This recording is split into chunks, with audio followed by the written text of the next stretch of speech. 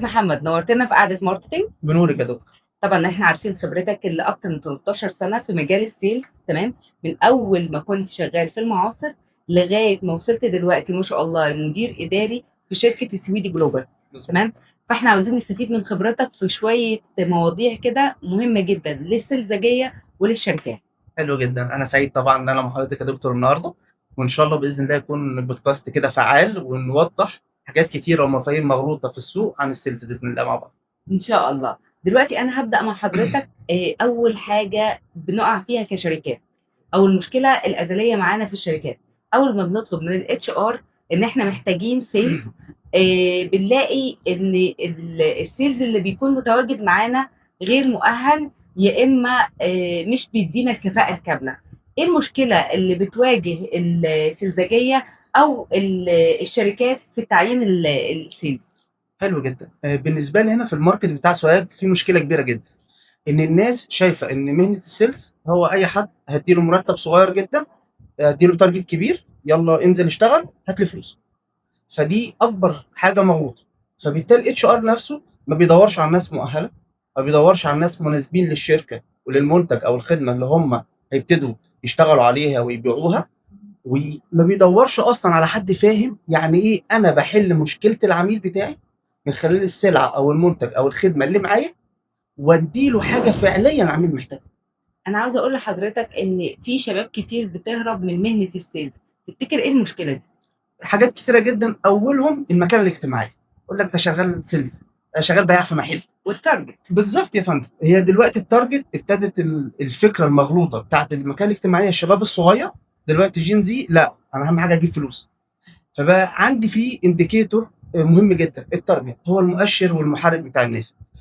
دي حاجه حقيقيه فعلا، ان دلوقتي اكتر حد ممكن يكسب عندنا في الشركه هو السلزجي، لان هو اللي بيعرف يحقق تارجت، لكن باقي الموظفين ممكن تقول ايه انهم هم الرواتب بتاعتهم شبه ثابته. حلو جدا، لان السيلز هو اللي بيدخل لي فلوس اصلا.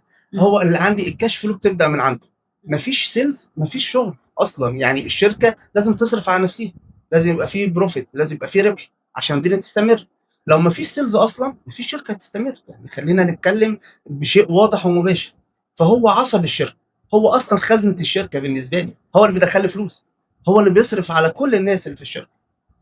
فمهم جدا يكون حد مؤهل وفاهم وبيقدم فاليو حقيقيه من خلال المنتج او الخدمه بتاعتي، ويحل مشكله زي ما احنا اتكلمنا. فعشان ادور على الشخص المؤهل ده فده صعب جدا، بالذات في السوق بتاعنا.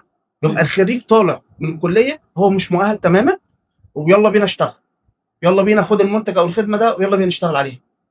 الشركات ما عندهاش الفكر والمايند سيت اصلا بتاعت ازاي ادرب، ازاي ااهل الناس، ازاي انا جايب شخص يدير لي العمليه البيعيه، مش جايب مكنه هيروح يتكلم مع الناس نوكا دور خبط الباب افتح هات فلوس وخلصت. لا، انا جايب شخص بني ادم، لازم اشوف الجوانب الحياتيه بتاعته بالكامل، واشوف الشخصيه بتاعته مناسبه معايا ومع الشركه والقيم والمبادئ بتاعتها ولا لا. حلو جدا انك انت فتحت النقطه دي، الشخصيه بتاعه السلزجي.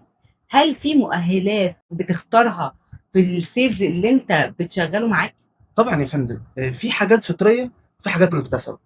في ناس بفطرتها هو شخص متحدي، شخص لازم اكون ناجح، لازم احقق التارجت، لازم يكون في دخل كبير، لازم اكون في مكانه اجتماعيه اعلى. في شخص كده ده عنده حاجات بالفطره تساعده جدا، اللي هو لو اتدرب صح واتحط في فريم مظبوط في الشركه يشتغل صح. تمام. وفي ناس هو يقول لك والله مهنه السيلز فيها فلوس، انا بسمع تارجت وملايين، شغل عقارات فيه فلوس ايوه حلوه. فعلا. تمام. فاللي هو انا عايز اشتغل الشغلانه دي. ايوه. طيب مطلوب منك ايه عشان تشتغل الشغلانه دي؟ يقول لك طب بس انا بتكسف، والله انا ما حدش يقول لي لا، انا ازاي حد يقول لي لا، ازاي اعرض منتج او خدمه لحد ويقول لي لا مش عايز منك، عدى على بكره. ففي ناس بيبقى اساسا المقومات الشخصيه بتقف كعائق ما بينه وما بين ان هو يحقق المبيعات، وفي حد المقومات الشخصيه بتاعته بتبوش ان هو يحقق المبيعات. طيب، حضرتك طبعا اشتغلت في التدريب ودربت شركات وافراد، تمام؟ وشفت معانا الجانب الفطري والجانب اللي بتعتمد عليه بشكل كامل انك انت بتأهله، تمام؟ مين فيهم اللي انت لقيت فيه الملكه ان هو بيكمل وبيستمر، وبالذات ان السلزاجي ده بياخد فتره لغايه ما يبقى كفاءه ويقدر يقدم الخدمه بتاعته كويس. طيب حلو جدا، خليني اشوف السيلز ده هيشتغل في انهي بوزيشن. اللي مم. هو لسه جونيور مبتدئ، تمام، فاللي عنده الملكه الفطريه بيحقق معاه مبيعات بشكل اسرع، بيتدرب بشكل اسهل، اصلا خطوات التدريب بتاعه بتبقى بشكل اقل من الشخص اللي ما عندوش الحاجات الفطريه. مم. تمام. طيب خلينا نتكلم ايه التحدي اللي بيواجهني مع الحد اللي عنده مهارات فطريه في اشتغل في السيلز. بالنسبه لي ان هو يقول لك انا بعرف ابيع، ما تقوليش اتكلم ازاي، انا انا بدخل ببيع يا اخلص. بابا. قول له انا ببيع الهوا بدخل اخلص. لا، انت بتمثل الشركه، الشركه كلها هي فيك انت كشخص في التعامل مع الاند يوزر او العميل النهائي. فمهم جدا ان انت تبقى واجهه الشركه، تبقى ماشي مع قيم ومبادئ الشركه. حلو جدا تعامل بشخصيتك، انا مش هلغي شخصيتك تماما، ولكن لازم تحط شخصيتك جوه القالب والفريم وورك بتاع الشركه اللي كلنا شغالين بيه وبنكمل بعض عشان نعرف نشتغل صح. التحدي التاني اللي بيواجهني مع الشخص اللي ما عندوش الملكات الفطريه، انا لسه عايز اسس عنده فكره السيلز اصلا. ازاي كل يوم تصحى الصبح عايز تحقق التارجت، ازاي يبقى هدفك اعلى ما يمكن. ليه ما تبقاش ويلث، ما يبقاش عندك فلوس اكتر، ما تبقاش غني ليه، مم. ما تبقاش في مكانه اجتماعيه اعلى ليه. ده مهم جدا. فكل واحد ليه منهجيه في التدريب بشكل معين، في منهجيه في ادارته من قبل التيم ليدر او مديره بشكل معين. مهم جدا ابقى عارف الناس اللي انا شغال معاها هي مش اي ام هتدخلي ارقام خلاص، لا، الناس دي انا بدير بني ادم، بدير شخص ليه حياه اجتماعيه، حياه شخصيه، ليه ملكات، ليه كاريزما معينه.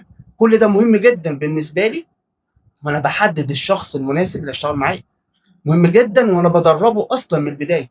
مهم جدا هوصل من نقطه A للنقطه B ازاي، هقصر طريق ايه، هوصل له ازاي، هوصل له امتى، هنحقق التارجت ده امتى، هل التارجت ده مناسب مع الماركت ومع الشخصيه دي ولا لا. ومع المؤسسة ده أول حاجة، لأن هي بتعين علشان خاطر توصل لنتيجة سريعة بشكل إيه؟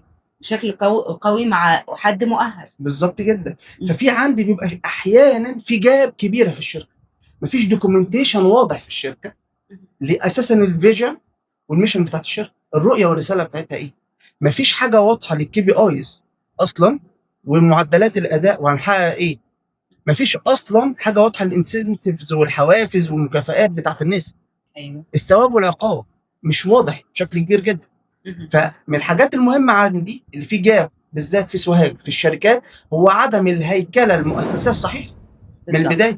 طيب أنا عندي قبل ما نسيب السلزجي في نقطة بحسها مشكلة عويصة جدا مع السلزجي، إنه بيشخصن الرفض. حلو جدا. مم. تخيلي حضرتك احنا بشر، مم. جيت اقول لك السلام عليكم، لا مش عايز عدى انا بكره، هزعل، انا كبني ادم هزعل. بالظبط. لكن لو انا داخل باللبس بتاع الشغل كموظف الشركه الفلانيه قال لي مش عايز، شكرا، هو مش عايز الشركه، مش عايزني انا كشخص. بالظبط. ازاي نخلي السيلز يقدر يفصل ما بين شخصه او الكينونه بتاعته وكينونه الشركه او المنتج اللي بيبيعه. حلو جدا. ده من 3 حاجات. اول زي ما احنا قلنا الدوكيومنتيشن بتاع الشركه والقيم والمبادئ بتاعتها. تاني حاجه اصلا الشخص هل عنده مهاره فطريه ولا مهاره مكتسبه، وازاي همانج الحته دي والحته دي او هديرها ازاي كويس. تالت حاجه بقى ازاي ادربه بشكل نظري وعملي الاتنين مع بعض من خلال عندي قائمه اعتراضات وحاجات سابقه مع الزملاء ليه. بتديله باكج كده، هو ده. هو انت هتترفض من 1 2 3 وخلي بالك من النقطه دي. وهتلاقي في رفض جديد، هاته نحطه معانا عشان كلنا نتعلم نعرف منه. نحل المشكله دي. بالظبط. بالظبط. طيب حلو جدا، احنا كده اتكلمنا على النقطه دي. تمام. دلوقتي هل الحالة النفسية أو المشاكل الشخصية بتأثر بشكل فعال على موظف السيلز، ولا انتوا كمديرين مالكمش دعوة بالنقطة دي؟ طيب خلينا نتكلم، انا كمدير بدير الشخص كارقام ولا بديره كشخص كبني ادم قدامي من لحم ما ودم. هي النقطة بتاعت السيلز احنا بنتكلم أرقام. حلو جدا. انت الشركة بتعود من السيلز ايه؟ على انه أرقام. كويس جدا. تمام. فالوقت ده لما تلاقيه هو الكي بي اي بتاعته او الراو بتاعه ابتدى ينزل، تمام، فهتحلها ازاي؟ انت ايه مشكلتك بالظبط؟ حلو جدا. بشتغل على تو ويز مع بعض. اول حاجه بشوف الارقام دي هل هي عوامل داخليه ولا عوامل خارجيه. يعني ايه الكلام ده؟ هل هو الارقام نزلت ده بسبب الشخص نفسه؟ هل في شكوى من العملاء متكرره من نفس الشخص بنفس الشكوى ولا لا؟ ده رقم واحد. طيب هل المنتج بتاعي بنفس الفاليو ولا لا؟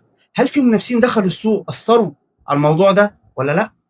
تمام. ببص على حاجه تاني، الاداره بتاعت الشركه. ما ممكن يكون المنافس قال له تعالى اشتغل معايا هديك مرتب اعلى كبيزك، او العموله اعلى بشكل كبير، او اعطاه فيتشر او بنفيت او مميزات اكتر من عندي. فلازم اقعد مع الموظف بشكل واضح ومباشر معاه كشخص، بصفتي كمديره. انا كمديره هو بالنسبه له انا كل الشركه. طيب هل في الشغل بس؟ لا، لازم اعرف لو عنده مشكله اجتماعيه احلها له ازاي، عنده مشكله نفسيه احلها له ازاي، على الاقل اسمعه. لازم اسمعه كويس جدا. ودي بتتعاون بيها مع الاتش ار. بالظبط كده. بس دوري انا الاول، عشان ده مني، ملزوم مني. بعد كده لازم ادخل اتش ار في الصوره لو الحاجه تخص الشركه. لو حاجه شخصيه اقدر احلها بحلها بشكل مباشر، ما اقدرش بجيب الاتش ار نتكلم انا وهو نشوف ممكن نحلها ازاي. طيب لو حاجه تخص الشركه، لا، لازم ادخل اتش ار معايا ونتكلم بشكل موضوعي جدا، ويعمل لي ماركت ريسيرش. هل فعليا المرتبات في السوق ابتدت تعلى وانا لسه الدنيا زي ما انا؟ هل في فعلا الشركات التانية لما تقدم جوب اوفر، هل ده مظبوط ولا لا؟ ان بعض السيلز يجيبوا لي ايه؟ فيك جوب اوفر، واللي هتعرض عليا كذا، ويجيب لي كل حاجه، والشركه منافسه يحط اللوجو ويعملها هو على الفوتوشوب. هو اللي بيعملها. ده حصل معايا كتير جدا. ويعملها ويقول لي المرتب مثلا هو بياخد اكس، يقول لك 2 اكس 3 اكس. تمام. وعايزيني بكره.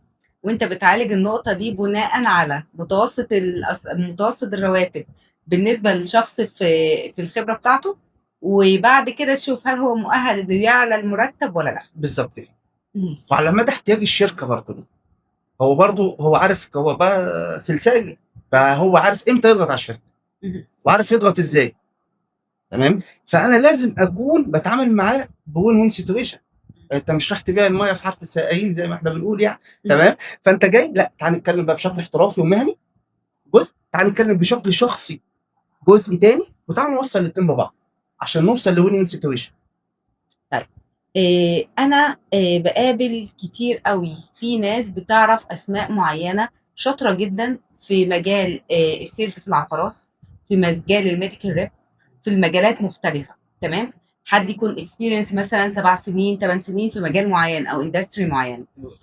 احنا لما نيجي نعين سلزجي من شركه عقارات وجبناه مثلا في شركه ميديكال ريب، حلو جدا. هل هو مؤهل ان هو يكون بيحقق نفس التارجت اللي هو بيحققه في العقارات؟ طيب تعال نتكلم مين اللي بيدير العمليه البيعيه في الاول وفي الاخر؟ اللي بيدير فلوس مقابل السلعه والخدمه، المستهلك، الاند يوزر او المستهلك النهائي. طيب لو حضرتك دكتوره دلوقتي بشريه، حلو، وانا جيت لك كميديكال ريب، هل تعاملك معايا زي لما اجي لك واعرض عليك ان انت تشتري عقار سواء كان سكني او تجاري او اداري؟ لا، القرار بيكون مختلف. اولا انا مع الميديكال ريب، تمام، بشوف الداتا اللي موجوده في الدواء، تمام، هل هي مناسبه للمريض بتاعي ولا لا. ولما يجي لي حد بتاع قناته، في الغالب انا اللي بتصل لما بدور، تمام، بشوف هل انا مؤهل معايا او معايا البادجت اللي هقدر ادفعها ولا لا. حلو جدا. فالقرارين مختلفين تماما طبعا، والاحتياجات مختلفه. بالتالي الشخص ده غير الشخص ده، النولج والنو هاو اللي في دماغ الشخص ده مختلف عن الشخص التاني. فبالتالي ما اجيبش حد من الفيلد واندستري واجيب احطه في الاندستري التانية واقول له اشتغل من اول يوم. لا، انا ممكن احاول ااهله، بس في بعض الحاجات ما ينفعش. ازاي؟ ميديكال ريب دايما بتلاقي الباك جراوند بتاعته هي طبيه، سواء كانت طب، صيدله، بيطري، اي مكان، علوم، كلها حاجات طبيه. في باك جراوند او ارضيه مشتركه ما بينه وما بين الدكتور اللي اشتغل معاه. طيب بالنسبه لي برضو في العقارات لازم تبقى الخلفيه اصلا اللي هيشتغل بيها عقليه استثماريه، عقليه تجاريه. شخص يعرف يخلي اللي قدامه يعرف لما يدفع فلوس النهارده هيستثمر ازاي، سواء كان سكني او تجاري او اداري. فمهم جدا اعرف الباك جراوند بتاعت الشخص اللي هيجي يشتغل في الفيلد بتاعتي. ولما حد يدخل من اندستري لاندستري مهم جدا يبقى دارس، عشان الموضوع علم وفن زي ما احنا بنقول. طيب احنا كده مثلا ممكن يحبط شخص مثلا احنا دايما بنلاقي الناس اللي عندها اكسبيرينس تبقى عندها ثقة زيادة وان انا هقدر اشتغل في اي حتة وفي اي مكان. في الوقت ده هتلاقيه بيحبط ان هو ما بيحققش نتائج، ولا الشركة هي اللي بتحبط كمان في النقطة دي؟ من الاول هو اختيار غلط ما بين الاثنين. مهم. زي ما الشركه بتختارني انا بختار الشركه. ده مهم جدا، هي مش اي فرصه راحه خلاص. هل الشركه دي هتضيف لي ولا مش هتضيف لي؟ هل في اساس ان انا هعلى وهستفاد ولا مش هستفاد؟ ولا انا جاي احارب؟ يعني حد انا ما عنديش اي نوليدج تماما على الحاجات الطبيه بروح اشتغل ميديكال ريب؟ مش منطقي اصلا. حتى لو اتعلمت وخدت وقت ومجهود مفيش فعاليه بالموضوع، يبقى مش فعال. وصلت؟ فمهم جدا يبقى الشخص عنده حتى الباك جراوند بتاعته مناسبه للشركه اللي هو رايحها. عشان كده بنقول قبل ما تيجي تعمل انترفيو لازم تدرس الشركه كويس. وبقول دايما الاتش ار قبل ما انت تجيب لي حد اقعد معاه لازم تدرس الشخص ده كويس. يعني المفروض ان هو يدرس الشركة بتاعته قبل ما يجيها، علشان خاطر ودي متهيألي من ضمن الأسئلة اللي بيقولها الاتش ار، انت تعرف عن الشركة ايه. بالظبط، ده مهم جدا. مهم. ان انا مش رايح اي مكان واشتغل وخلاص. ايوه. انا مش عايز اي حد يجي يشتغل وخلاص. انا عايز حد يجي يشتغل معايا في البوزيشن ده عشان عنده رؤيه اصلا هنشتغل فيها ازاي مع بعض، هيحقق ايه بالنسبه له كشخص وبالنسبه للشركه، عشان هي وين وين سيتويشن زي ما احنا اتكلمنا. دلوقتي احنا خلصنا اول جزء بالنسبه لنا، اللي هو الجزء ما بين السلزجي والشركه. حلو جدا. تمام. الجزء الثاني اللي معانا اللي هنتكلم فيه بعد كده، اللي هو ما بين الشركه وايه والعميل، وده هنكمله الجزء الثاني.